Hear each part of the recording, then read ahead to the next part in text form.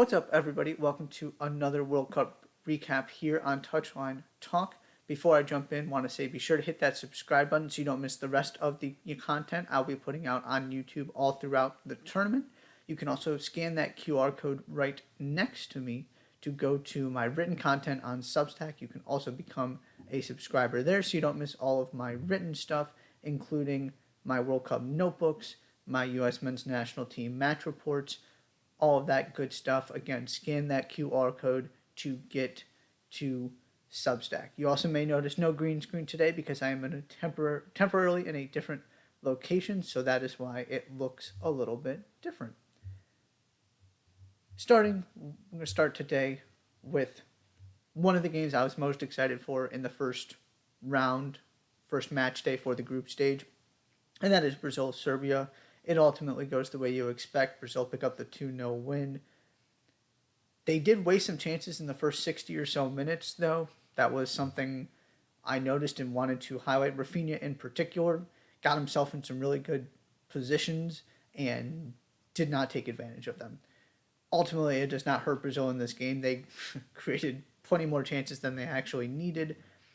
But if you're looking at reasons why this team is not going to win the tournament, because that's basically the conversation we're having, it's obvious why they can. If you're looking for a reason why they won't, you would like to see them be a little bit more efficient in front of net, make a little bit better decisions sometimes, and just take all of these opportunities they're creating and actually turn them into more goals, more legitimate goal scoring chances as opposed to just kind of half chances here and there, opportunities where they could have made a better decision, that kind of thing.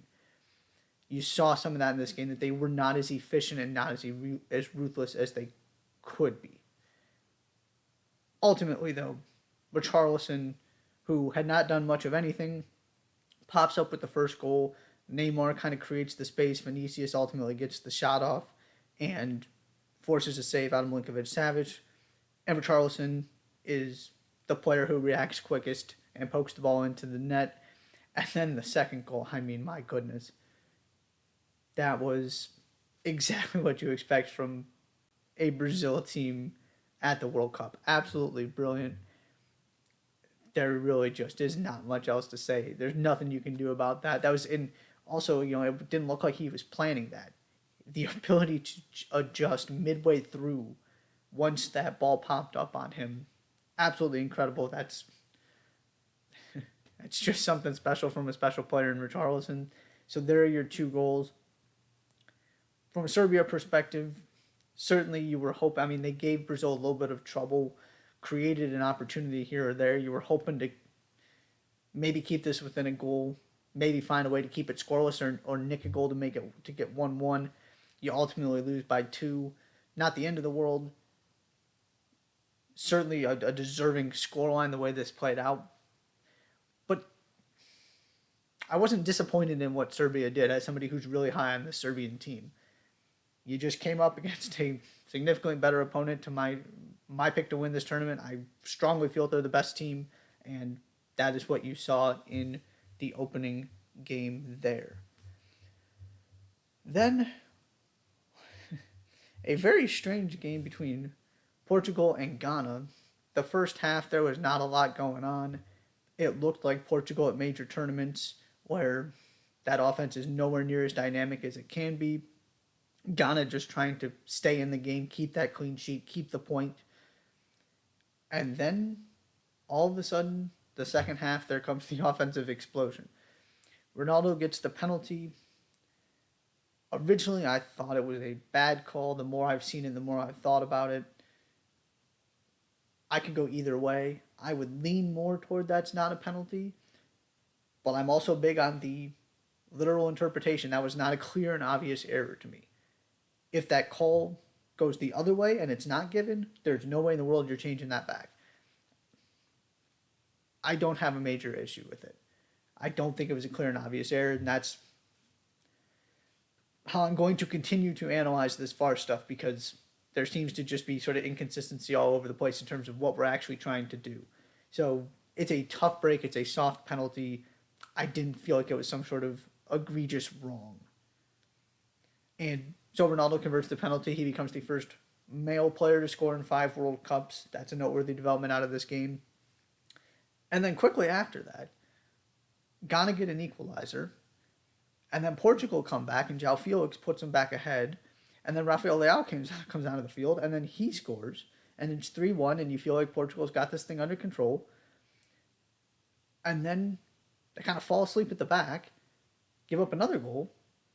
And then Diogo Costa nearly gives up an equalizer by not being aware of his surroundings and tries to roll out the ball with, I believe it was Inaki Williams. I don't remember exactly, but a Ghanaian player behind him who almost gets the ball but can't actually put it into the net at the very, very end.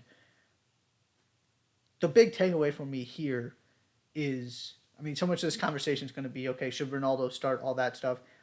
I would be starting Rafael Leao because I think there's an argument Rafael Leao is the best winger in the world, and he showed you why in his cameo appearance in this game.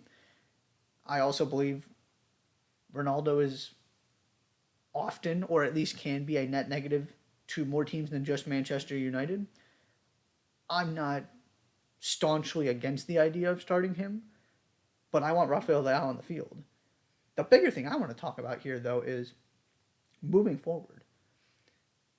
What this Portugal team has that I love is that sort of conservative, fundamentally sound base with dynamic attacking talent. Sort of the ability to shut games down when they need to. You saw that at Euro 2016 when they won the tournament. And the ability to go score goals incredibly quickly and look like one of the best attacking teams in the world, like you saw when they got going in this game, and put up 3 goals really quickly. I love the versatility there. It's the big question with England. Do they actually have the ability to kick it into high gear when they need to, when that conservative approach doesn't work? You saw Portugal able to kick it into high gear. But they did not have the firm defensive foundation.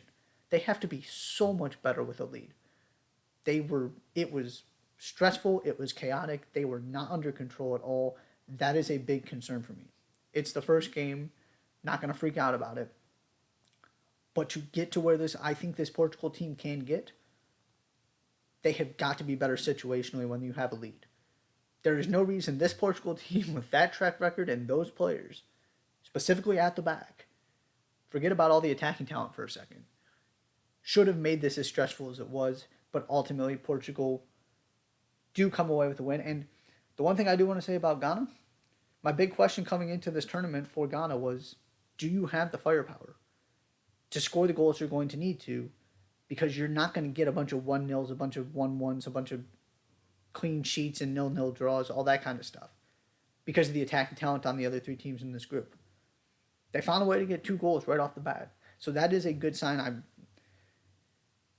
To come that close to getting a point and not is incredibly disappointing, because I'm not sure they're going to have that many more opportunities. Starting with a draw would have been a huge boost. So I never saw them getting out of this group. This result doesn't ultimately help that, but impressive performance. And if you're looking for a reason to believe Ghana can turn this thing around, the fact that they got those goals is that reason for me.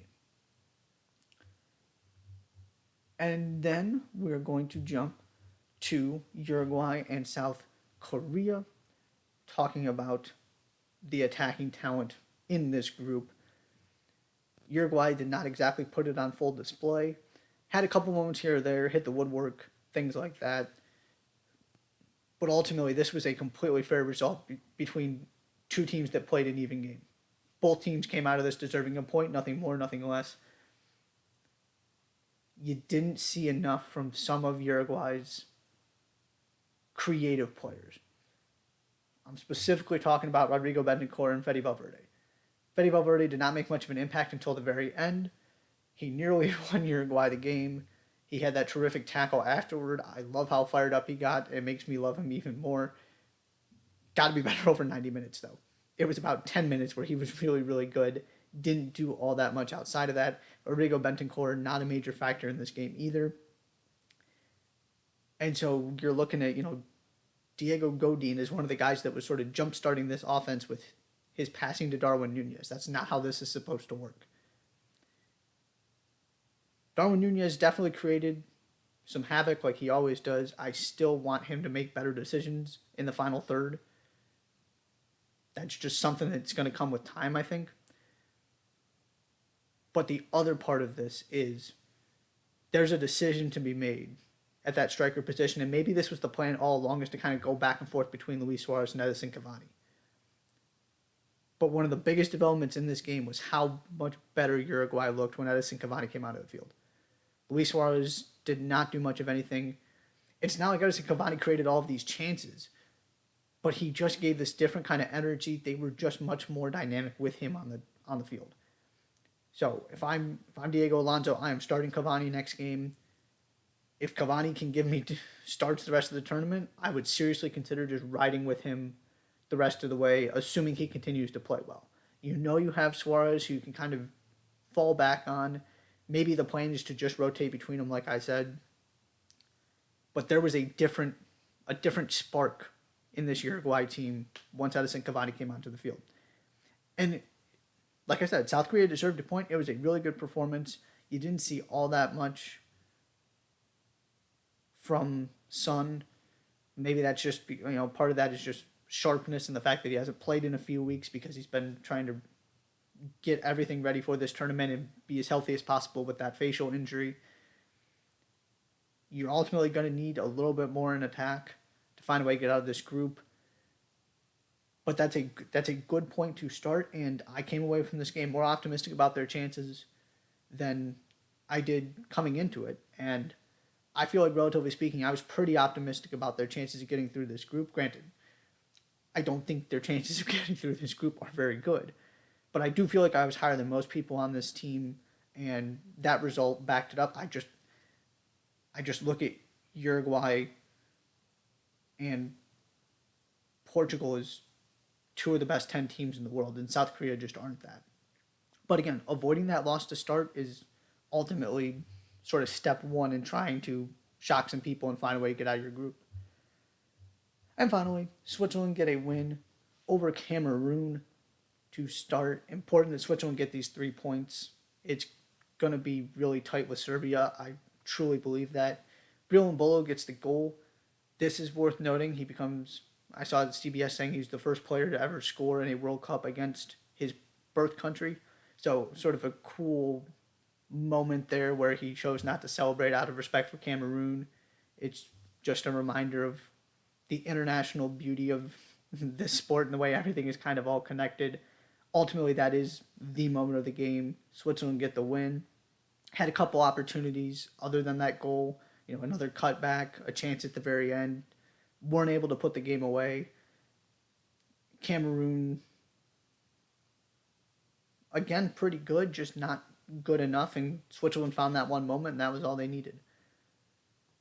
The final thing I want to say here is I did come away from these games, watching this group, still feeling confident about my prediction that Serbia is going to get the better of Switzerland and find a way to take that second spot.